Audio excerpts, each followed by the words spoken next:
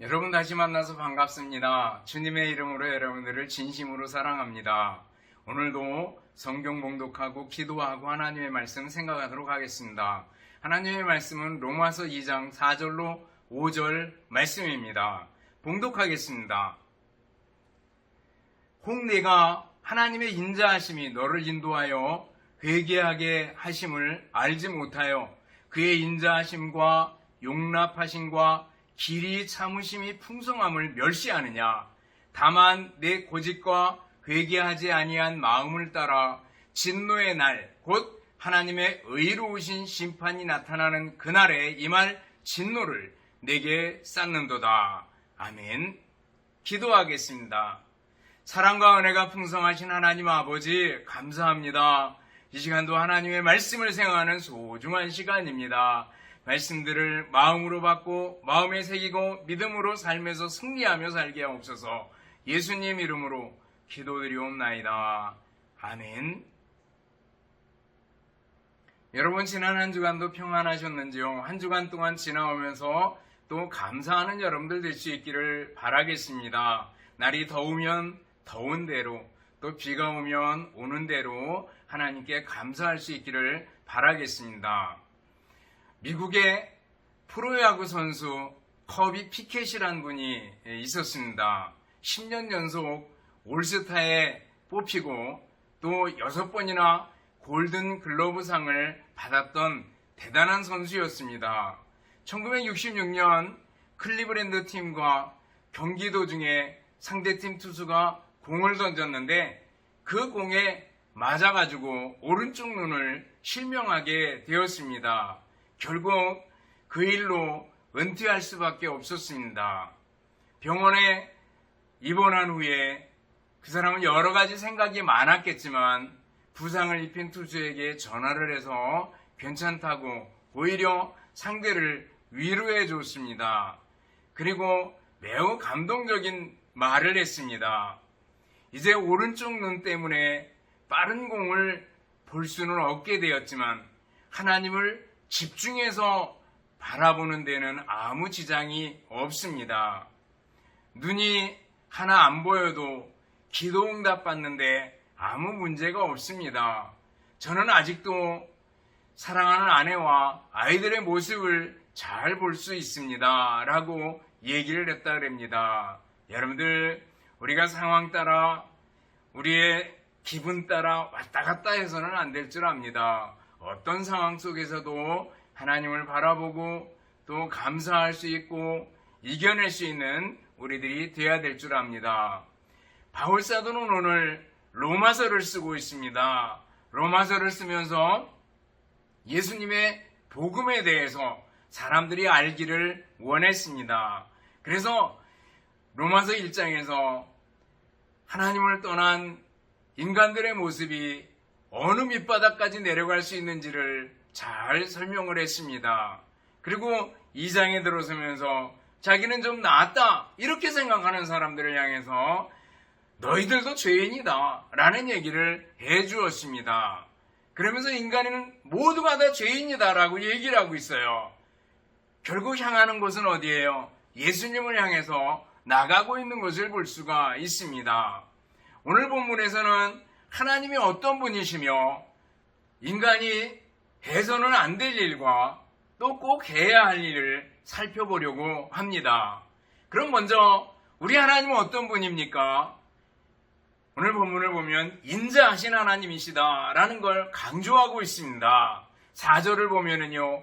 혹 네가 하나님의 인자하심이 너를 인도하여 회개하시게 하심을 알지 못하여 그의 인자하심과 용납하심과 길이 참으심이 풍성함을 멸시하느냐 이렇게 기록하고 있습니다. 하나님께서는 인자하셔서 우리를 회개하게 하는 대로 인도하신다고 말씀하고 있습니다. 우리 하나님은요 인자하신 하나님이래요. 그러면서 그 인자하신 하나님 속에 다시 하나님의 인자하심과 용납하심과 길이 참으심을 설명해주고 있습니다. 하나님은 먼저 인자하신 분이래요. 인자하시다라는 것은요, 인자하다라는 말은 선하다, 좋다라는 말과 동의어로 이렇게 맞바꿔서 막 사용하기도 합니다. 여기서 인자하신 하나님, 그랬을 때는 선하신 하나님, 좋으신 하나님, 그런 뜻이 있습니다. 여러분들 하나님이 좋으신 하나님임을 믿습니까?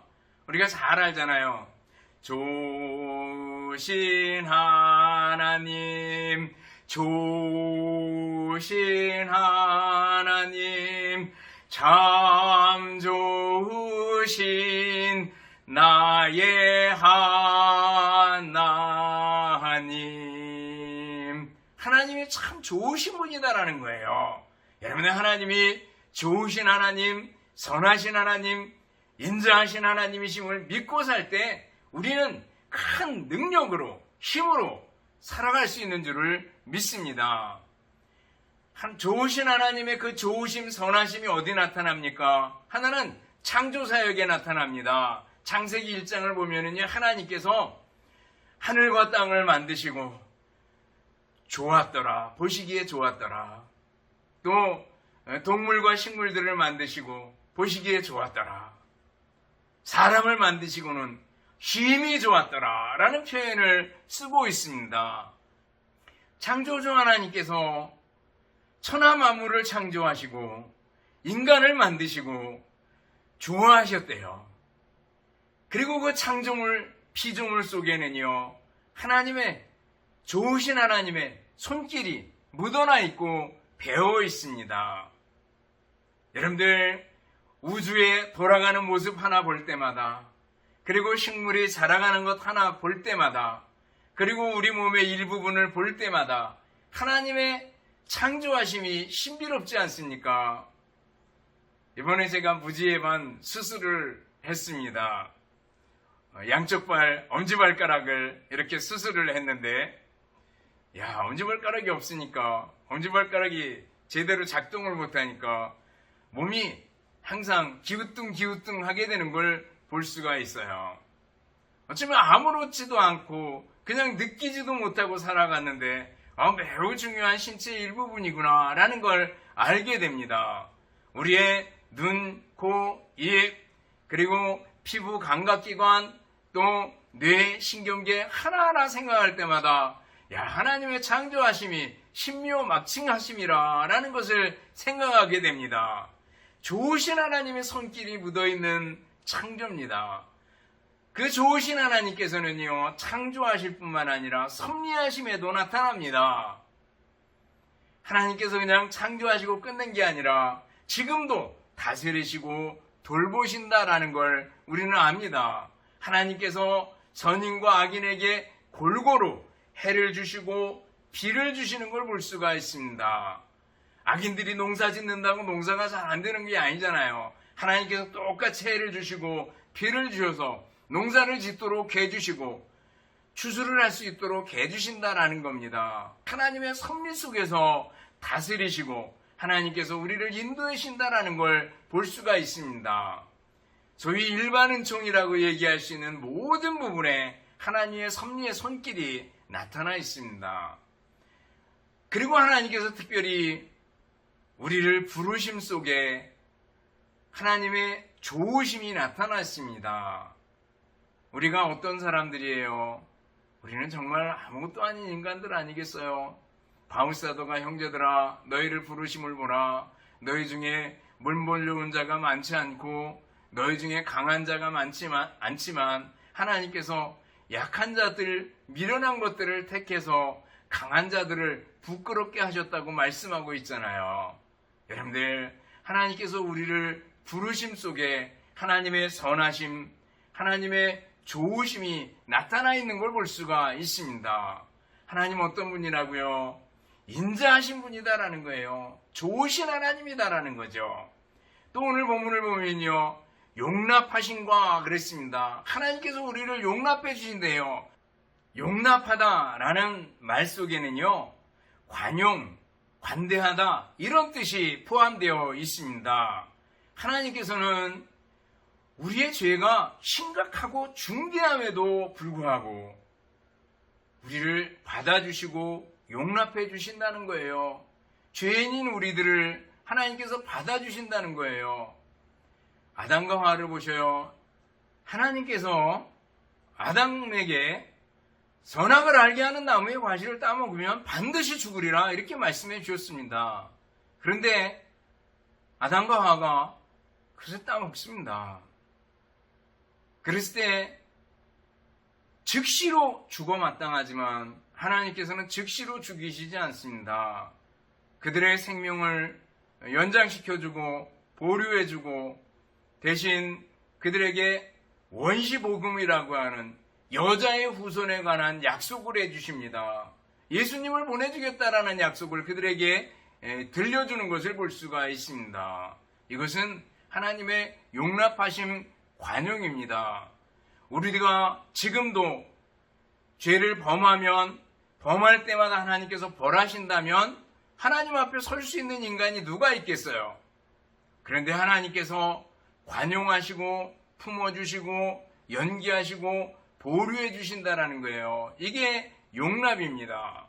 또 하나님께서는 여기 길이 참으시는 분이다 그랬어요. 길이 참으신다라는 것은요, 시간적인 의미에서 그렇습니다.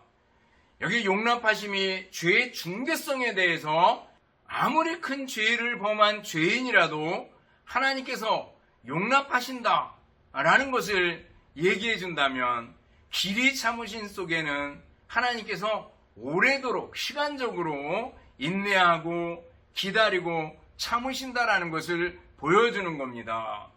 하나님께서 노아에게 홍수로 이 땅을 멸할 것을 말씀하시면서 120년 동안의 기간을 연기하고 보류하는 걸 길이 참으시는 걸 볼 수가 있습니다.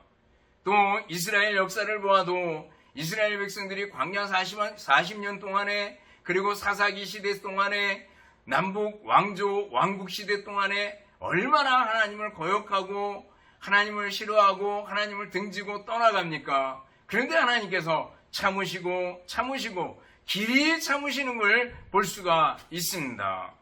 하나님께서는 우리를 향해서도 길이 참으시는 하나님이십니다.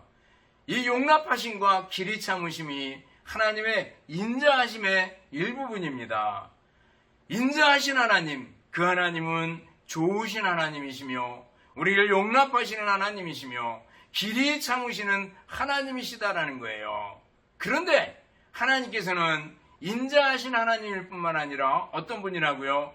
진노하시는 하나님, 공의의 하나님이다라는 거예요. 의로우신 하나님이다라는 거예요. 죄에 대해서, 불의에 대해서 반드시 벌하시는 하나님이시다라는 거예요. 5절 중반에 보면 진노의 날, 곧 하나님의 의로운 심판이 나타나는 그날에 임할 진노를 이렇게 표현합니다. 하나님은 의로우신 분이시며 반드시 심판하실 것이시며 또 죄에 대해서 진노하시는 하나님이다 라고 얘기해주고 있습니다. 여러분들 하나님의 진노를 생각해보면 예수님 오시기 전에 구약시대를 쭉 살펴보셔요. 그러면은 노아의 홍수, 하나님의 무서운 진노죠. 소돔과 고모라를 향한 불과 유황의 심판, 하나님의 무서운 진노죠. 가나안 땅의 백성들을 다 멸하시고 이스라엘 백성들을 그 땅에 정착시킨 거, 가나안 백성들을 향한 하나님의 진노입니다. 남북 이스라엘의 멸망, 이것도 바로 하나님의 심판이고 하나님의 진노의 일환입니다. 그런데 그 정점은 어디에서 이루어집니까? 바로 예수님이 이 땅에 오셔서 십자가를 지었을 때 하나님의 무서운 진노가 죄 없으신 예수님을 향해서 떨어집니다. 그렇지만 예수님께서는 뭐예요? 인간의 죄를 대신 짊어지신 거죠. 그리고 인간의 죄를 향한 하나님의 무서운 진노와 하나님의 심판이 예수님의 십자가 위에서 이루어진 겁니다.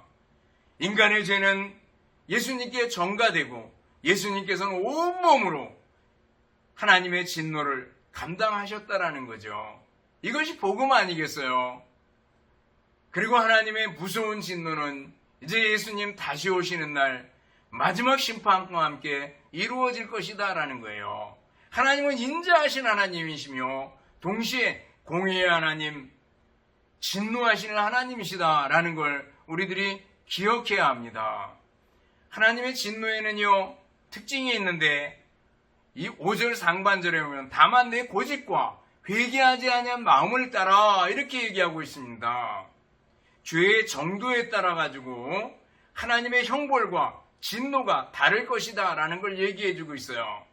우리가 주님 오시는 그날 성도들이 주님께 상을 받을 텐데, 그 상급이라고 표현하잖아요. 상도 각기 나름대로 다 다를 겁니다. 어떤 종류의 것인지 모르지만 2달란트 받았던 종에게는 2달란트의 상급을, 5달란트 받았던 종에게는 5달란트의 상급을 주잖아요. 그와 같이 벌도 마찬가지인데 우리가 어떻게 추정할 수는 없습니다. 그렇지만 그 정도에 따라 형벌의 크기가 다를 것이다 라는 것 정도는 알 수 있습니다. 물론 우리가 그 상상력을 막 발휘해가지고 단테가 지은 신곡에 보면 천국을 9단계로 나누고 연옥이 있고 또 지옥도 9단계로 나눠가지고 온갖 상상력을 다 발휘해서 그 글을 기록하는 걸 볼 수가 있습니다. 그러나 중요한 것은 뭐예요? 하나님의 진노가 무섭다라는 거예요. 그리고 그 형벌이 각기 나름대로 죄에 따라서 다를 것이다라는 거예요. 사람을 죽였다고 생각해 보셔요. 과실치사라고 얘기하죠.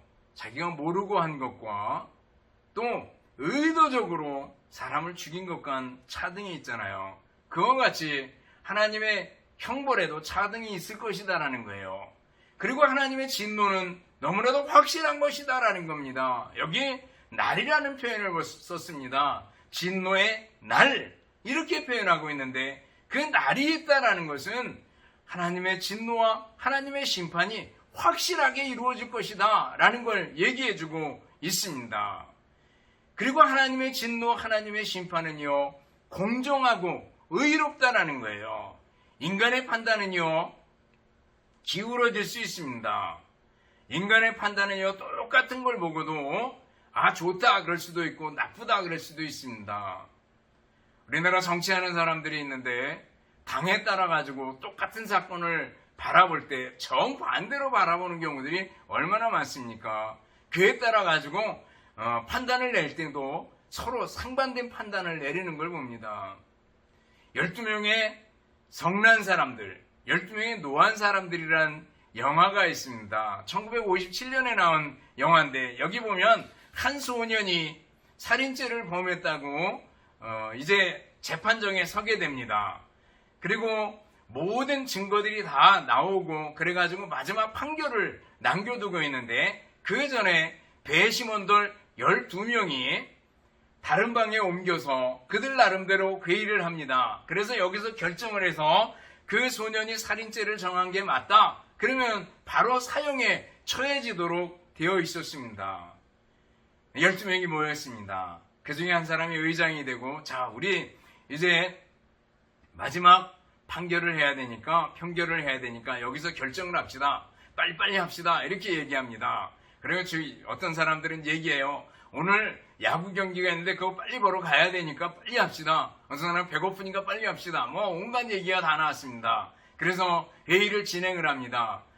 저 아이가 살인죄를 범하는 것이 맞고 그리고 사형에 해당하는 것이 맞다고 생각하는 사람은 손 드세요. 그렇게 해서 손을 들게 됩니다. 근데 11명이 손을 들고 한 사람이 절대로 손을 들지 않습니다. 그러면서 이 사람이 정말 그 아이가 사람을 죽였을까요? 그 아이는 안 그랬다 그러는데 정말 죽였을까요? 라는 의문을 제기합니다. 그러면서 하나하나 다시 증명해 나갈 때 한 사람이 돌아서고 또 한 사람 돌아서고 마지막 끝까지 가서 12명 모두가 이 아이가 살인죄를 범하지 않은 것 같습니다. 라는 판결을 내리게 되고 이 아이가 석방이 되는 장면이 나옵니다. 여러분들, 인간의 판단은요, 잘못하면 그 아이를 사형으로 내몰 수 있는 것처럼 기울어질 수 있습니다. 자기의 선입관, 편견 이런 것 때문에 공정하지 못한, 의롭지 못한 판단을 내릴 수 있습니다. 그러나 하나님의 판단, 하나님의 진노, 하나님의 심판은 공정하고도 의로운 심판이다 라는 겁니다. 그래요. 하나님의 심판은요, 공정하다라는 것을 얘기해주고 있습니다. 우리는 하나님이 인자하신 분이시며 동시에 하나님은 공의의 하나님, 진노하시는 의로우신 하나님이시다라는 것을 살펴봤습니다. 그러면 인간에게로 눈길을 돌려서요, 우리 인간들이 해서는 안 될 일이 있습니다. 해서는 안 될 일이 뭐예요? 여기 보면 4절을 보면 하나님의 인자하심과 용납하심과 길이 참으심을 멸시해서는 안 된대요. 하나님의 성품을 멸시해서는 안 된대요. 여러분, 십계명의 제3계명이 뭡니까? 너는 내 하나님 여호와의 이름을 망령되게 부르지 말라. 여호와는 그의 이름을 망령되게 부르는 자를 죄 없다 하지 아니하리라. 이렇게 말씀하고 있습니다. 망령되다, 헛되다 그런 뜻이 있습니다. 하나님의 이름을 헛되게 부르지 말아라. 이것은 하나님의 이름을 함부로 부르지 말아라. 하나님의 명예와 하나님의 성품을 훼손시켜서는 안 된다라는 거죠. 여러분, 하나님의 성품들, 선하심, 그리고 용납하심, 길이 참으심, 이런 성품들을, 고귀한 성품들을 멸시해서는 안 된다라는 걸 얘기해주고 있습니다. 좋으신 하나님의 선하신 성품을 우리가 무시하거나 멸시해서는 안 된다라는 거예요. 사무엘상 2장 30절에 보면 이제 나 여호와가 말하노니 라고 얘기하고 그 끝에 가서 보면 나를 존중히 여기는 자를 내가 존중히 여기고 나를 멸시하는 자를 내가 경멸하리라 그랬습니다. 이것은 엘리와 엘리의 아들들에게 주신 말씀입니다. 엘리의 아들들, 아버지 엘리가 대제사장이었습니다. 자기들은 제사장이었습니다. 하나님의 성막에서 살았습니다. 제사 지내는 모든 일들을 주관했습니다. 그런데도 뭐예요? 그들은 하나님을 알지 못하더라. 하나님을 알지 아니하더라라는 거예요. 하나님을 의도적으로 배척하고 하나님을 거역하고 그리고 하나님을 무시하는 일들을 서슴없이 하는 것을 볼 수가 있습니다. 하나님을 멸시했던 거죠. 여러분들, 엘리의 아들들처럼 하나님은 없다 이렇게 말하면서 함부로 말하고 함부로 행동해서는 안 된다라는 거예요. 하나님을 등져서는 안 된다라는 거예요. 하나님을 뒷전에 두어서는 안 된다라는 거예요. 하나님의 말씀을 귓등으로 들어버려서는 안 된다라는 거예요. 하나님을 거역하고 배반하고 함부로 말하고 원망하고 불평하고 안 된다라는 거예요. 하나님을 경외하는 마음을 되찾을 수 있기를 바랍니다. 또 해서는 안 되는 건요, 하나님의 진노를 쌓는 일을 해서는 안 된다라는 거예요. 무엇으로 하나님의 진노를 쌓습니까? 여기 5절을 보면은요, 다만 내 고집과 회개하지 아니하는 마음을 따라 진노를 내게 쌓는도다 그랬어요. 고집이래요. 완고한 겁니다. 그리고 회개하지 않는 마음, 이것 가지고 하나님의 진노를 쌓는다고 말하고 있습니다. 제임스 보이스 목사님 글에 보면 이런 예화가 나옵니다. 어떤 사람이 돈에 대한 욕심이 많고 매우 인색했습니다. 그래서 열심히 돈을 모으기만 했습니다. 그리고 그 돈을 모두 금화로 바꿔가지고 천장이 있고 지붕이 있는데 그 공간이 있습니다. 그것을 고미다락이라고 얘기하는데 그 천장에다가 하나하나 쌓기를 시작을 했습니다. 그리고 그 쌓는 재미로다가 살아갔습니다. 그리고 그 돈을 쌓고 금화를 쌓을 때마다 거기는 아무도 발견하지 못할 거라고 생각을 했습니다. 그리고 돈이 금화가 쌓이고 또 쌓이고 또 쌓이고 많이 쌓였습니다. 어느 날 편안하게 돈을 생각하면서 자고 있는데 그 금화가 천장이 무게를 이기지 못하고 떨어져 버렸습니다. 그리고 이 사람이 죽었다는 겁니다. 여러분들, 금화가 쌓이듯이 하나님의 진노가 쌓여서 결국 죄인을 덮칠 날이 있을 것이다라는 거예요. 우리는 진노를 쌓는 일을 해서는 안 됩니다. 고집과 회개하지 않는 일, 이것이 바로 진노를 쌓는 일이라고 말씀하고 있습니다. 고집 버려야 됩니다. 나이가 들면서 고집이 생기기 쉽습니다. 쓸데없는 고집, 그릇된 것에 대한 고집, 자기 주장과 자기 생각만이 옳다고 하는 고집들을 버려야 합니다. 또 회개하지 아니하는 마음 버려야 합니다. 제임스 보임스 목사님은 계속 얘기를 합니다. 그러면서 진노를 부르는 죄를 쌓는 일을 이렇게 표현했습니다. 읽어드릴게요. 죄를 조금씩 묵과하는 것은 진노의 동전을 쌓아가는 것이다. 다른 사람들을 무시하는 것 하나하나가 진노의 주화를 쌓아가는 것이다. 성난 말, 이기적인 생각, 저급한 말대꾸, 악한 행동 하나하나가 진노의 보물을 쌓아가는 것이다. 하나님께 진심으로 감사하지 않고 낙을 누리는 것 하나하나가 하나님의 진노를 세워가는 것이다. 하나님의 신속하고도 즉각적인 심판을 겪지 않고서 매일매일 은혜를 누리며 살며 하나님의 자비에 무관심한 것 하나하나가 진노를 축적해 가는 것이다. 하나님을 무시하면서 여태껏 평탄한 삶을 누려왔다면 당신은 죄책을 늘리고 장래의 심판의 보고를 건축해 왔을 뿐이다 라고 얘기하고 있습니다.